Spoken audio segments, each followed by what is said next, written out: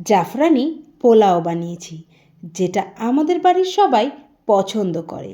সহজ পদ্ধতিতে কিভাবে বানিয়েছি সেটাই আজ আমি আপনাদের সাথে শেয়ার করব। কড়াইতে সাদা তেল গরম করে ঘি দিলাম। ঘি সম্পূর্ণ তেলের সাথে মিশে গেলে কাজু কিশমিশ ভেজে তুলে নেব। পোলাও বানানোর ভাত ঝরঝরে করে নামিয়ে নিয়েছি। কাজু কিশমিশ ভাজা তেলে তেজপাতা, এলাচ, দারচিনি ফোড়ন দিয়ে আদা বাটা ও নুন দিলাম। এবার ভাতগুলো দিয়ে ভালো করে নাড়িয়ে নুন, চিনি আর ভেজে রাখা কাজু কিশমিশ মিশিয়ে আবারও নাড়িয়ে গরম জলে ভেজানো জাফরান ভাতের ওপর ছড়িয়ে গরম গরম পরিবেশন করলাম। এই পোলাওয়ের সাথে কী খেতে ভালো লাগবে অবশ্যই কিন্তু কমেন্ট করে জানাবেন।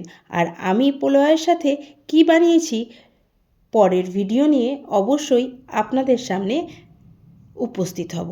আজ আসি, দেখা হচ্ছে পরের ভিডিওতে।